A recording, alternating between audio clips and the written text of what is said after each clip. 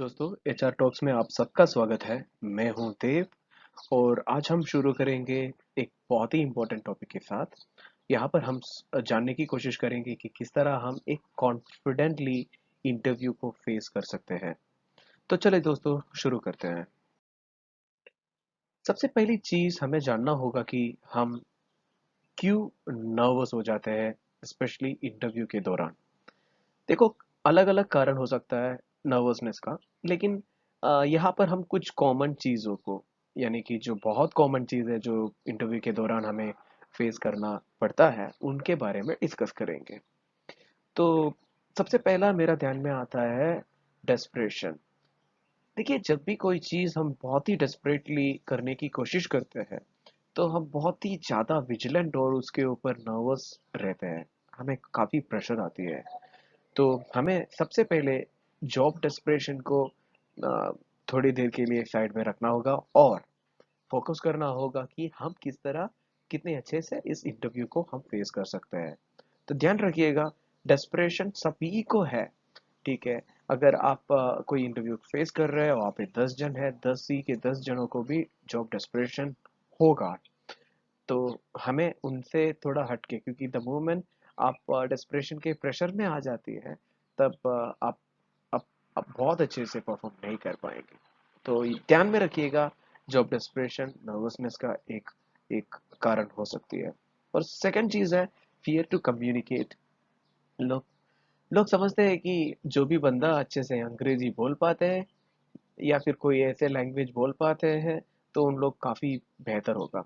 ये बहुत बहुत गलत कंसेप्ट है, हमें इससे आगे आना चाहिए। देखिए, कंपनी या कोई भी ऑर्गेनाइजेशन है, उन्हें स्किल की ज़रूरत है, एक अच्छा प्रोफेशनल की ज़रूरत है। तो हो सकता है कि कहीं कहीं कभार कोई पर्टिकुलर प्रोफेशन में कम्युनिकेशन का ज़रूरत होता होगा, लेकिन ज़रूरी नहीं है हर हर फील्ड में कम्युनिकेशन का ज़रूरत है। अगर आप कोडिंग करते हो, तो आप एक अच्छा कंप्यूटर प्रोग्रामर है, तो कम्युनिकेशन और प्रोग्राम में क्या लेन देन, राइट? तो उसके ऊपर आपको ज़्यादा स्ट्रेस नहीं देना है। Nothing is related to your communication. तो आपको एकदम खुले अंदाज में बात करना होगा और करना है। मत डरो यार। अगर मैं जो चीज़ आपको बता रहा हूँ आप समझ पा रहे हो, तो इट्स कम्युनिकेशन, इट्स ओके।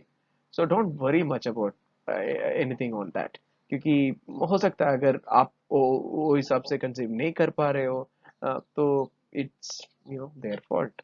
अब मुझे टैलेंट चाहिए और मैं आपको उसी उसी के नज़र से देखूंगा एज अ पोटेंशियल एम्प्लॉय, ठीक है? और दूसरी जो पॉइंट्स है, क्वालिफिकेशन और एक्सपीरियंस रिलेटेड, ये बेसिकली फ्रेशर्स में काफ़ी ज़्यादा देखा गया है। तो काफ़ी सारे क्वेश्चंस आते हैं अपने आप में, हम सोचते हैं यार मैं ये पर्टिकुलर पोजीशन के लिए काबिल हूँ या नहीं हूँ।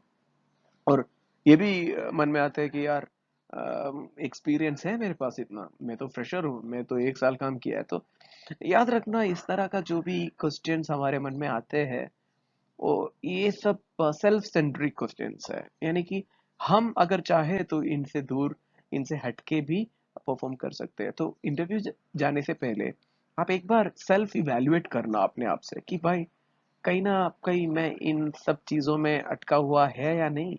और एकदम फैक्चुअली सोचना, हमें कुछ मतलब हमें कुछ नुकसान होने वाला तो नहीं है। एक अपॉर्चुनिटी मिला है, जाओ अच्छे से परफॉर्म करो, वो कोई भी टेंशन मत रखो, ठीक है? This is not end of your life, this is not end of your day, okay?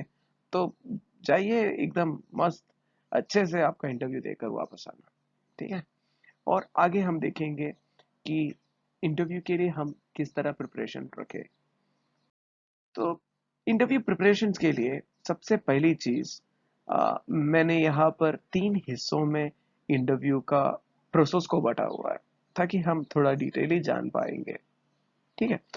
तो हम देखते हैं, स्टेप 1 जो है, इंटरव्यू का पहले आपको क्या क्या चीज पर फोकस करना होगा। इंटरव्यू के पहले सबसे इंपॉर्टेंट चीज है, आपको ये जानना है कि आखिर में मैं क्या पोजीशन के लिए अप्लाई किया और क्या पोजीशन के लिए जा रहा हूँ इंटरव्यू, ठीक है? तो देखिएगा, अगर आपको ये जानना होगा, तो simplest way is to understand the job description. Job description जो है, वो वो आपका जो कामकाज का विवरण देता है। तो आप एक बार रिक्रूटर से पूछ लीजिएगा कि आप बता सकते हो इस पर्टिकुलर जॉब का जो डिस्क्रिप्शन है वो। तो उन लोग दे कैन शेयर यू, उन लोग शेयर करेंगे आपको।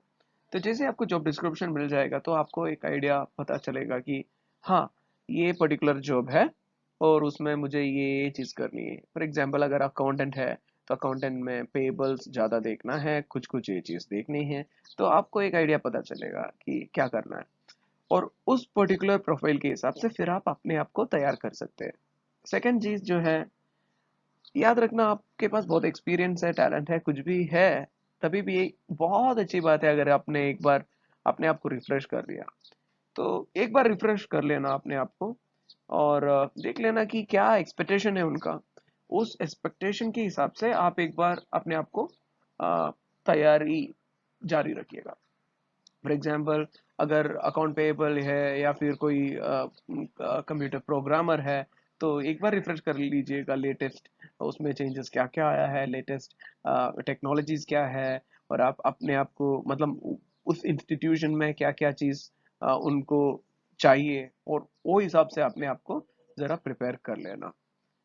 और बहुत इंपॉर्टेंट चीज़ है दोस्तों कि अपना रिज्यूम में कुछ ऐसा चीज़ मत भर लेना जो आपको नहीं आता या आपको उसका ऊपर कंप्लीट नॉलेज नहीं है।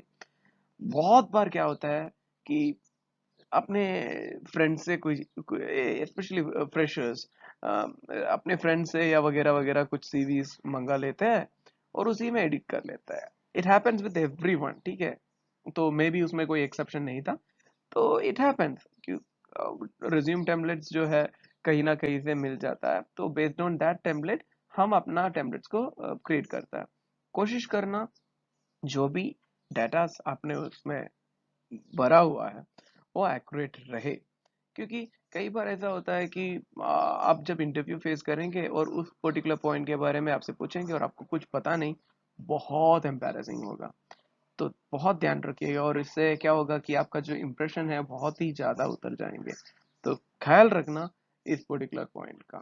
और फिर अम, अगर हो सके तो आप थोड़ा डिटेल जो है ऑर्गेनाइजेशन का उसको भी गैदर कर लेना। जैसे कि अगर आपको पता चलेगा कि इस ऑर्गेनाइजेशन इतने सालों से काम कर रहा है, उनका यहाँ यहाँ पर सब ब्रांचेस है, और ये आपको फायदेमंद हो सकता है। क्योंकि ज़रा सोचिए अगर कोई ऑर्गेनाइजेशन है जिसका यूएस में कुछ प्रोसेस है और आपने उस पर्टिकुलर रीजन में उस पर्टिकुलर पोजीशन पर कुछ काम किए हुए थे, तो आप वो उनको बता सकता है। तो हो सकता है कि it will create an opportunity for you, समझ रहे हो।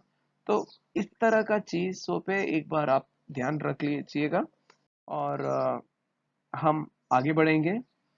अब आप देखेंगे कि स्टेप टू स्टेप टू में आपको specially on the day of interview आपको क्या तैयारी करना है। तो सबसे पहली चीज़ जो है, हमेशा पंचुअलिटी कायम रखिएगा। समय निष्ठा जो है बहुत इंपॉर्टेंट फैक्टर। आपको देखिए, एम्प्लॉयर तो डेफिनेटली आपको इसके ऊपर इवैल्यूएट करेंगे, ठीक है। तो एम्प्लॉयर का तो छोड़ ही दीजिएगा, पर्सनली बहुत सारा बेनिफिट है आपको। जरा सोचिए अगर आप थोड़े समय जल्दी पहुंच गया, 8 बजे का इंटरव्यू था और 7:30 बजे आप पहुंच गए, ठीक है। आपने देखा वहां पे काफी बंदे बैठे हुए हैं, उसमें से आपने दोस्ती कर ली। पता चला कि यार और भी 2-3 जगह में इंटरव्यू शेड्यूल हो रहा है सेम पोजीशन के लिए, हेल्पफुल होगा आपके लिए, ठीक है। और हो सकता है कि आपने कोई फ्रेंड्स वहाँ पे काम करने वाला पहचान लिया, उनसे कुछ डिटेल या कुछ हेल्प मिल सकता है, इंटरनल रेफरेंस हो सकती है, ठीक है। तो काफ़ी काफ़ी नेटवर्क आप बिल्डअप कर सकते हो। जस्ट मैं आपको बता रहा हूँ, तो पंचुअलिटी आपको काफ़ी प्लस पॉइंट आपको दिला सकता है। तो मेक श्योर आप उसका जो फ़ायदा है वो लीजिएगा, ठीक है। और दूसरी जो चीज़ है, मैंने ये फर्स्ट पॉइंट में भी कवर किया था, स्टेप 1 में भी कवर किया था कि आप जो भी डिटेल्स रिज्यूमे भरेंगे वो फैक्चुअल रखिएगा। तो सेम वे में आप कोशिश करके अपडेटेड रिज्यूम का कॉपी जो है आपके पास रखिएगा, एक कॉपी। ये इसके लिए है क्योंकि कई बार क्या होता है, रिक्रूटर्स अलग अलग पोर्टल से आपका सीवीज को सोर्स करते हैं, ठीक है। अगर समझो कि आपने अपडेट नहीं किया था जस्ट रिसेंटली, और आपके पास कुछ अलग पॉइंट है जो आप उसमें हाईलाइट करना चाहते हैं, तो आप डेफिनेटली आपके पास अगर अपडेटेड कॉपी होगा तो उस कॉपी को आप रिक्रूटर्स को प्रोवाइड कर सकते हो, ठीक है। और through the time of during the time of interview आप और आपके जो इंटरव्यूअर है, दोनों both of you will be on the same page, दोनों भी सेम इंटरव्यू जो रिज्यूम कॉपी है उस पर डिस्कशन कर सकते हैं। और फिर हम डिस्कस करेंगे, तो कॉमन चीज़ है कि इंटरव्यू में अगर आप जा रहे हैं तो वेल ड्रेस होके जाना। मैं यहाँ पे ये नहीं कहूँगा कि आप फॉर्मल्स में जाएं, जो भी आपको ठीक ड्रेसिंग लगे, और कोई कोई इंस्टीट्यूशंस जो है वो प्रिफर करते हैं कि आप फॉर्मल्स में रहे, तो it's again on to you, but groom well, अच्छे से होकर जाना। ऐसा नहीं कि आप मतलब अनटाइडी होकर जाएंगे, तो ये it will show you that impression कि आपको कुछ इंटरेस्ट नहीं है। तो काफ़ी बार ऐसा होता है इंटरव्यूअर के मन में कोई नेगेटिव इम्प्रेशन आ जाती है अगर if you are not groom well. तो क्या ख्याल रखिएगा अपना लुक्स और अपने ड्रेसिंग पर। और मामूली सा पॉइंट लगेंगे, लेकिन एक पेन हमेशा आपके पास रखना, ये इसके लिए इम्पोर्टेंट है क्योंकि समझो अगर आपको कोई पेपर फिल करनी हो, कोई एप्लीकेशन फिल करनी हो, कोई टेस्ट है, उस टाइम पे अगर वहाँ पे पेन का शॉर्टेज है, या फिर यू अगर आपको पेन आपके पास रहेगा, it will always be benefit, added benefit for you. तो आपके पास एक पेन का कॉपी जरूर जरूर रखिएगा। स्टेप थ्री की ओर जाएंगे। स्टेप थ्री जो है पोस्ट रिक्रूटमेंट स्टेज है, जहाँ पे रिक्रूटमेंट होने के बाद, स्पेशली इंटरव्यू प्रोसेस होने के बाद, post interview process I would say, आपको क्या करना होगा। सबसे पहली चीज़ एक थैंक यू मेल, एक शुक्रिया अदा कर लेना जो भी आपको इंटरव्यू अरेंज किया है उनको, बहुत ही छोटे शब्दों में। और कोशिश करना कि उसके अंदर आप कोई भी फॉलो अप्स मत डालना, यानी कि ये मत बोलना थैंक यू शुक्रिया आपने इंटरव्यू अरेंज कर लिया, क्या हुआ उस पोजीशन का। तो यहाँ पे ऐसा करना, सिर्फ और सिर्फ थैंक यू में ही अपना मैसेज निपटा लेना, ठीक है। और बहुत इंपॉर्टेंट पॉइंट देखिए, काफ़ी हद तक मुझे पता है कि हम काफ़ी ज़्यादा फॉलो अप करते हैं, क्योंकि end of the day job सबके लिए इम्पोर्टेंट है। तो प्लीज़ ये गलती है मत कर बैठना जहाँ पे हम लोग काफ़ी ज़्यादा फॉलो अप कर ले और उनको लगे कि यार ये बंदा स्पैम कर रहा है, तो ये बहुत बहुत नेगेटिव इंप्रेशन आती है। Recruiters 95% of recruiters unfortunately response नहीं करता। लेकिन वो सब कुछ रिक्रूटर्स है जो काफ़ी अच्छे हैं, जो even if you are not selected, उन लोग बताते हैं कि यू आर नॉट सेलेक्टेड, और एक फीडबैक मिल जाता। अगर अनफॉर्चुनेटली अगर आप उन ग्रुप्स के साथ है जो आपको रिस्पॉन्स नहीं दे रहा, तो भी आप बल्क में कोई भी फॉलो अप्स मत कर लेना। और दोस्तों, सबसे इम्पोर्टेंट चीज़ जो आपको इन शॉर्ट बताना चाहूँगा, वो है कि यार, जिस दिन आपको फ़ोन कॉल या फिर रिक्रूटमेंट के लिए बुलाया गया, आपका प्रोफाइल को उन्होंने कंसिडर किया था एक पोटेंशियल एम्प्लॉय की तरह, ठीक है। तो उन लोग सोच रहे थे कि आप एक फ्यूचर एम्प्लॉय होंगे उस पर्टिकुलर ऑर्गेनाइजेशन का, यानी कि आप में वो सब काबिलियत है, वो सब स्किल्स है जो वो एक एम्प्लॉय में देखना चाहते हैं। तो यार, एक आधा घंटे का या फिर एक बोलते हैं ना पूरा दिन का भी इंटरव्यू अगर उन्होंने कंडक्ट कर लिया,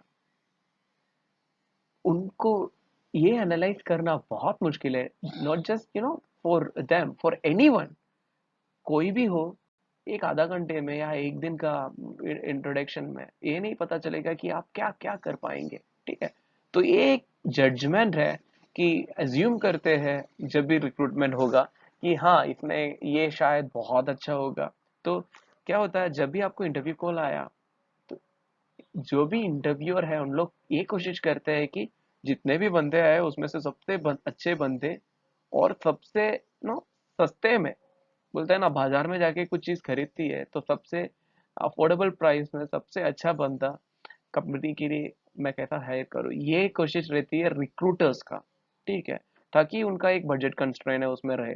लेकिन एक चीज हमें याद रखनी है कि आप आप तो अच्छे हैं, इसी के लिए आपको बुलाया है। सेकंड चीज, आपका जो स्किल्स है, आपका जो टैलेंट है, वो कोई भी आदमी इस छोटे से समय में एनालाइज नहीं कर सकता।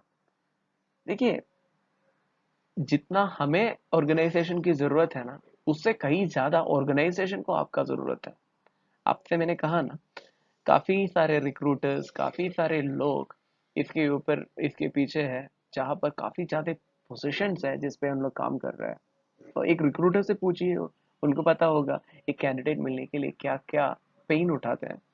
तो be on the positive side, आप काफी काफी स्किल्ड है।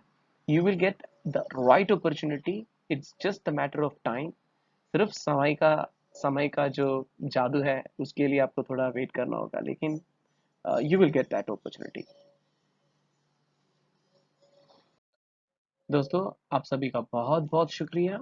उम्मीद करता हूँ कि ये वीडियो आपके लिए हेल्पफुल था, और अगर आप चाहे अच्छा कोई टॉपिक जिस पे हम और आगे कुछ वीडियोस बना सकते हैं, तो प्लीज़ हमें कमेंट सेक्शन पर बता दीजिएगा।